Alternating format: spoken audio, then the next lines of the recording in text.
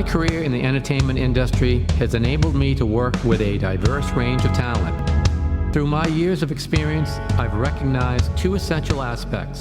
Industry professionals, whether famous stars or behind-the-scenes staff, have fascinating stories to tell. Secondly, audiences are eager to listen to these stories, which offer a glimpse into their lives and the evolution of their life stories. This podcast aims to share these narratives, providing information on how they evolved into their chosen career. We will delve into their journey to stardom, discuss their struggles and successes, and hear from people who helped them achieve their goals. Get ready for intriguing behind-the-scenes stories and insights into the fascinating world of entertainment.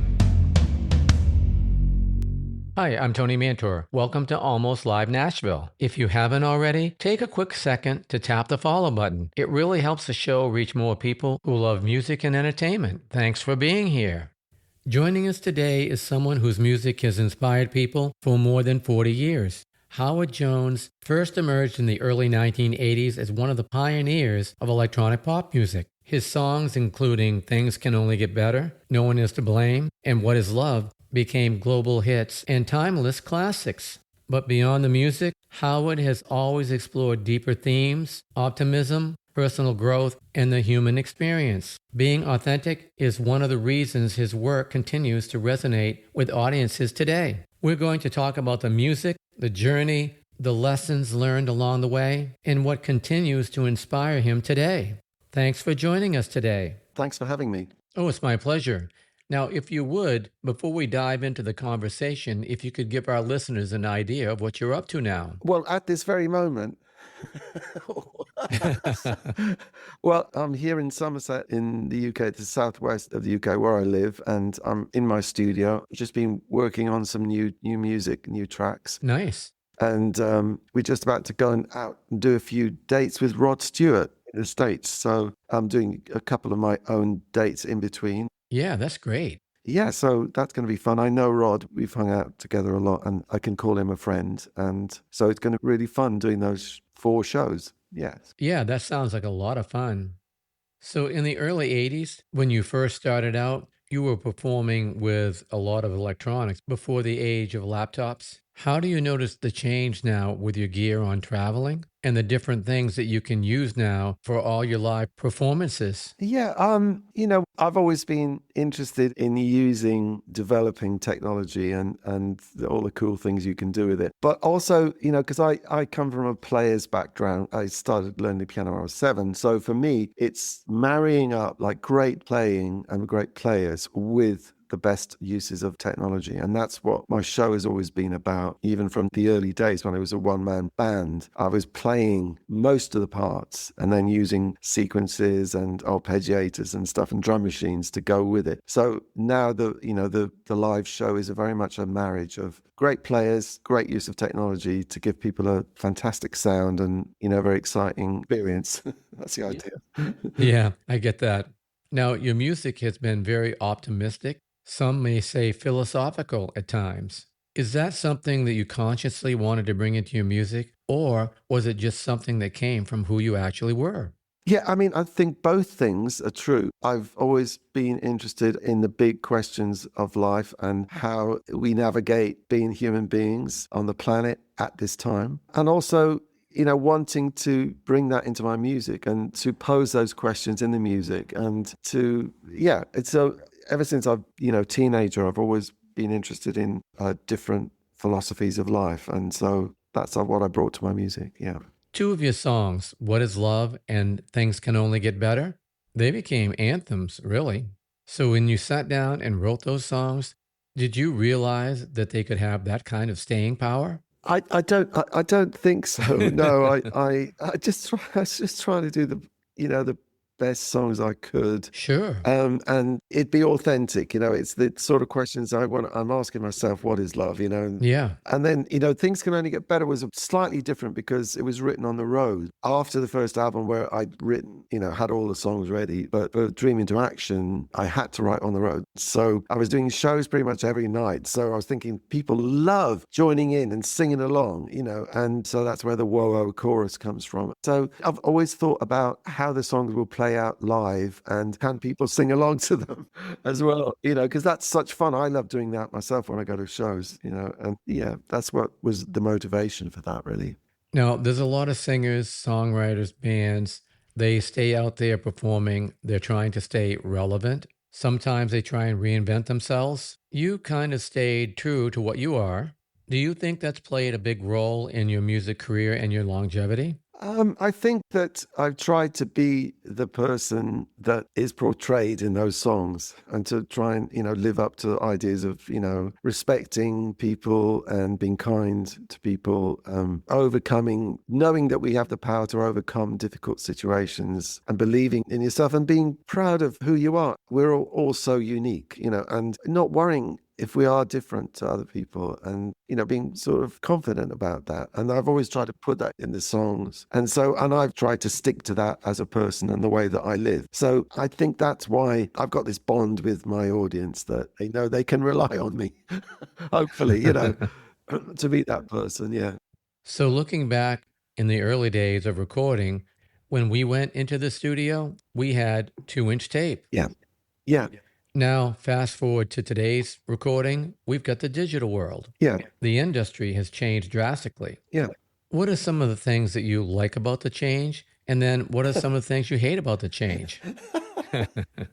Well, I've always been a person to try and, roll with the changes, and use the best side of things. Like, you remember how people freaked out when samplers came along, and people were sampling bits of records and predicting the complete demise of the music business and all that stuff. Well, there were people who were ripping each other off, but also sampling was just a wonderful new way of, giving people new sounds and new things and messing with things. And yeah, that the same thing going back even further with synthesizers. People thought they were just like going to ruin it all as well, and stop people being putting musicians out of work and all that stuff. Well, that didn't happen, because in the end, people realize that the whole thing about music is it's the connection with the person who's making that music and what they're singing about, and feeling their heart in the music and that emotion. And that's always going to be the most precious thing. So if that goes away, then the music isn't going to travel. It's not going to have any impact on people. So I just try and stick to those principles. Live shows, they're unique. You're there for one night and you're breathing the same air as the band, like just remembering the basics of what music is about. It's almost like a mystical thing. You can't see it. You experience it in your head. It's like, wow, it's like really incredible. So as long as we never lose sight of those values, I think we'll be all right. But sometimes you have to fight for it, don't you? Yeah, absolutely correct. One thing I find extremely fascinating, when I was going into the studio, we had our 2-inch tape, we had the analog compressors, Yeah. we had the tube mics, and we had to use our ears. Yeah. Then over the years we progressed. A lot of the younger engineers and producers coming up, they sort of dismissed all the things that we'd been using. Yeah. Now I find it very interesting, because if you look at all the plugins they're using, all they are doing is duplicating the things that we used to use mechanically. What do you think about that? I think that's such an interesting point to bring up. And for me, the recent work I've been doing, I've been pulling out my old analog synths and playing them and manipulating the sound live and recording that, and then, maybe chopping and editing that. But just the sound of those, I've got a Jupiter 8 just right next to me now, and I just can't believe how good it sounds. I mean, there's plenty of software instruments replicating it. They do not get close to what it actually sounds like. Yeah, exactly. So I've gone back to using the digital, recording ease of that, but going back to playing stuff in, manipulating it and like kind of doing it performances basically, and not getting bogged down in the technology that takes away the spontaneity of performance. But that's going to be different for everyone. People who don't have chops to actually play stuff, create wonderful music as well, so there's a million ways to do it. Yeah, that's right. I don't dismiss any of it. If it sounds good and it moves people, yeah, it's good with me. It's good for me. Yes, absolutely. Now, when you look back at your career, is there any one moment that stands out to you where you look at yourself and you go, wow, things are really changing for the good, or maybe for the bad, who knows? I mean, there was, when we did the Grammys with, Herbie Hancock and Stevie Wonder and Tom, it was 1985, and synthesizers and electronic music and drum machines and all that stuff were getting a bad reputation. People were scared of this new technology. But then bringing those sort of team of people together, you know, legends Herbie and Stevie with me and Tom, was a moment where it kind of gave that new way of making music and those instruments a credibility that it didn't have before. And it just changed, you know, people weren't so afraid of embracing it, you know. How can I say? It's just another class of instruments that we can make new sounds with, so we don't need to worry. And I think that was a very clever thing that the Grammys did, because it did change that overnight, that sort of perception of, you know, those new instruments. Yeah. Yeah. Now, with everything you've done, what still excites you about creating and performing even today? I mean, I think that performing in front of an audience is the most exciting thing you can do as an artist. Yeah, absolutely.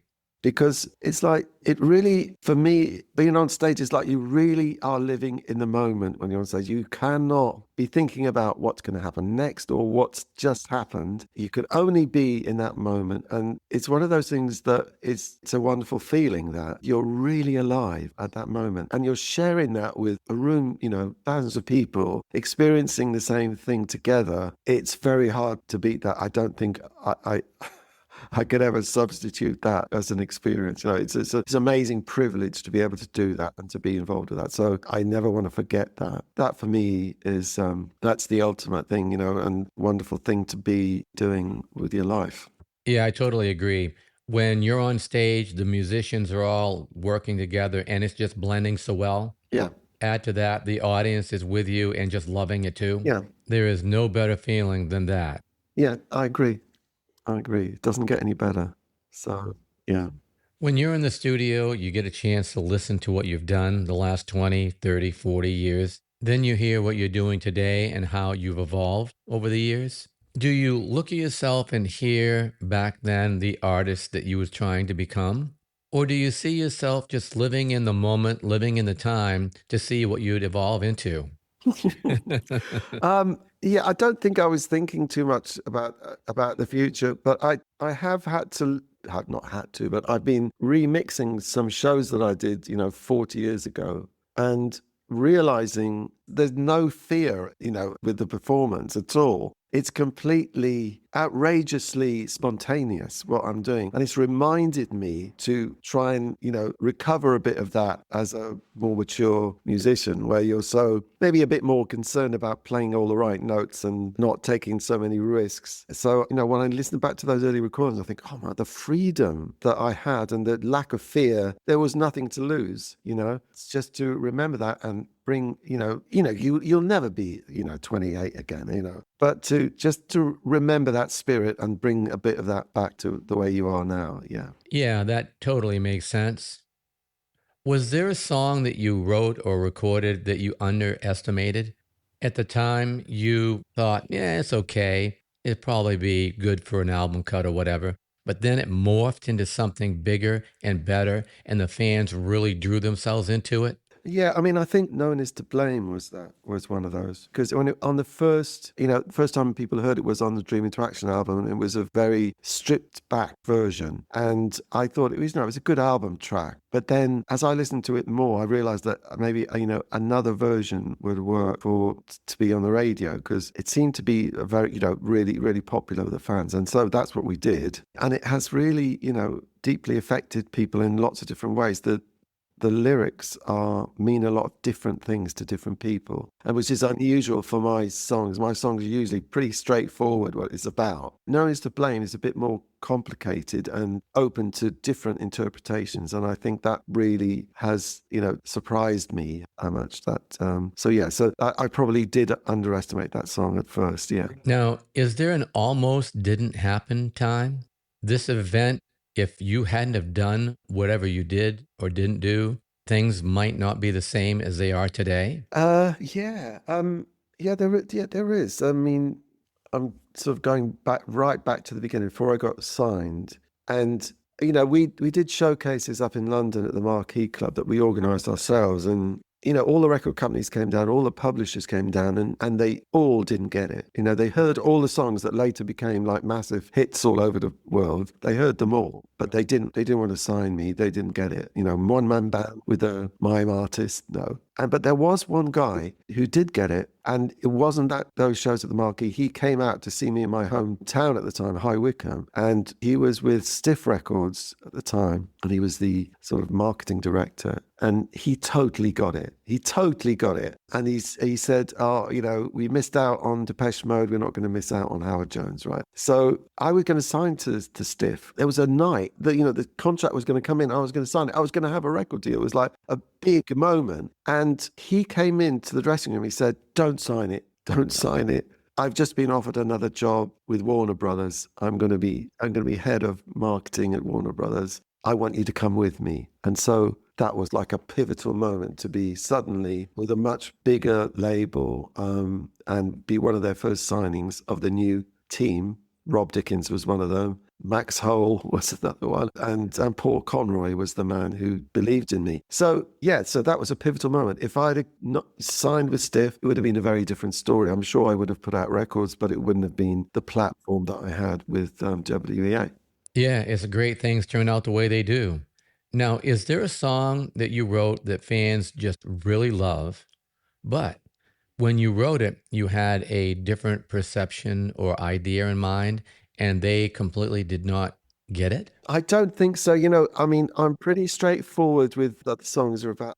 There is a song that I think should have been a single that the fans loved so much, and it was never a single, which was Specialty, which was on Dream Into Action. And it's a song about how everyone is unique, and don't worry, we're all different to each other, but you're special, you're unique and special. And that resonated with so many of the fans, and it was never a single, and I think it should have been. Yeah, that's too bad that didn't happen. Is there a song that you wrote and you perform that just never gets old? No matter how many times you hear it, no matter how many times you perform it, it just sits with you and gives you chills that you can still perform that song. Yeah, I think it would be, Hide and Seek from the first album. I've done many different versions of it over the years, totally acoustic versions, piano solo versions. And then recently we've done a brand new electronic version of it. And it still gives me, because, the chorus is hope. You find it in everything. That always is such a special message, really. And I get absolute chills when, most times. Yeah. Yeah. Okay, let's change the direction just slightly. What's the favorite synth that you've ever used in the studio or performed with? Jupiter 8, without a doubt. And I've got one right next to me here in the studio. Yeah, it's the most amazing synth. All the knobs and faders change the sound dramatically. So it's a real performance synth. You can be manipulating the sound as you're playing. It's just wonderful. Yeah. Oh, yeah, it's a great keyboard for sure. Now, what's one word that would describe your musical journey? One word. Well, It doesn't have to be one word. It can be two words. I don't care. No, I always say I'm not done yet. I still have lots more music in me, and I just want to keep, I'm always on a journey to get better. Yeah, I like that. Never give up. Keep going. If someone listens to your music, let's say 50 years from now, what are you hoping that they take away from it as a writer, as a singer, as a performer, as an artist? What are you hoping for? Well, I hope they get the positive message that I've always tried to put in my work, celebrating difference, celebrating uniqueness, putting out the idea it's okay to fail. Just learn from it and get back on the horse, and it's going to be fine. And people are great. Human beings are amazing, and I hope they get that. And the music side of it, I hope the tunes still, you can't get out of your head. That's what I deliberately do. If it doesn't do that to me, then I don't put it out. Tunes that just stay with you forever. And Well, that's a good way of looking at it for sure. Is there anything that people might not get about Howard Jones, the artist? It might just be a misconception that they just didn't get. I think they know me pretty well, to be honest. But, it's all there. And if anybody wants to know me, it's all there in the lyrics of the songs. I've laid it out. So this is the way I think, and this is how I try to live. So it's been pretty clear, I think. I would say I have been an open book. I've always done lots of interviews with anybody who would wish to talk with me. So it's all laid out, really. I'm not a secret, really. Well, that's a good thing for sure. This way, the fans have this conception of what you see is what you get. Now, on the lighter side, is there any one thing that happened during a performance that you will just never forget? Yeah, there's been loads of things. Some of them I've had it happen that there's been a power cut at a show and literally everything. So the microphone doesn't work, the PA doesn't work. You can't see me because the lights are off. So I just like, what am I going to do? So I just walked to the front of the stage and just told people to come as close as they could.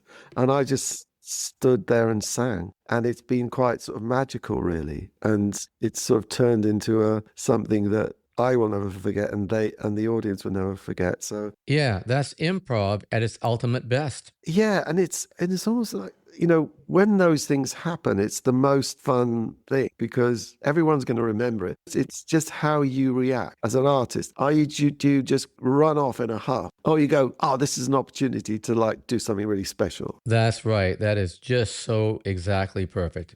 Yeah, that's right. How do you cope with a really difficult situation? And that's how you'd sort of, that's how we that's how people see what you're made of, isn't it? Now, how do people find you, follow you, so that way they can keep up with everything that you're doing? Well, Instagram, Facebook, TikTok, and all the streamers, yeah, if they want to find the music, yeah. If you could go back in time and tell your younger self something that you think would be important, what would that be? I'd say you're doing a great job. Just keep going, keep believing in yourself. Yeah, and try and enjoy it all because exactly. you're so lucky to be in this position. Oh, for sure. Just absolutely enjoy it. Don't worry about the future. It's going to be okay. Yeah, that's for sure. The beauty of learning how to play piano at age 7. Yeah. I love it. I started at 8. Oh, right, great. Yeah, music is a great thing to be part of, for sure. Great. Fantastic. Yeah, so what you told your younger self is everything will work out. It certainly has, and it's been great. Yeah, that's right. Yeah. Well, we're so lucky, aren't we, to be involved with music? We are. I've got a friend that's worked on some great project over the years. Yeah. He made a comment about music that I thought was spot on. We got to see everything. We got to see analog, 2-inch tape. Then we got to see ADATs. Then we got to see the digital transformation. We got to see everything as it formed over the years. The younger ones coming up now, they don't have the luxury we had because they don't have anything other than the digital processes they've learned to reflect upon, where we've got to see it all. Yeah, that's right. We've seen it all. That's right. It's amazing, isn't it? Seeing that huge development. Yeah, all the changes, incredible. It really has. All the changes that have happened is unbelievable, really. Now, if you take it into the keyboard transformation, Yeah, I remember I was always envious because I had the Hammond organ and the Leslie. yeah, And then add to that all the synths that I had to transport too. yeah. I was always envious of the guitar player because he walked in with an amp and a guitar. Yes, I know. That's right. Yeah, I know. We still have to be lugging keyboards around, even in the house, And they get away with the easy stuff. Yeah, that's right. Yeah, they had it made for sure. Yes. Yeah, definitely. Yeah, well, this has certainly been fun. Great. Thank you very much, Tony. Yeah, absolutely. This has been great. Great conversation, great information. I really appreciate you taking the time to join us today. No, well, thank you very much. Very, very wonderful interview, Tony. Thank you. It's been my pleasure. Thanks again.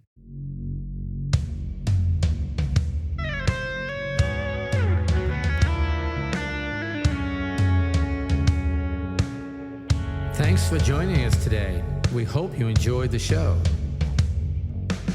This has been a Tony Mantor production. For more information, contact media@plateaumusic.com.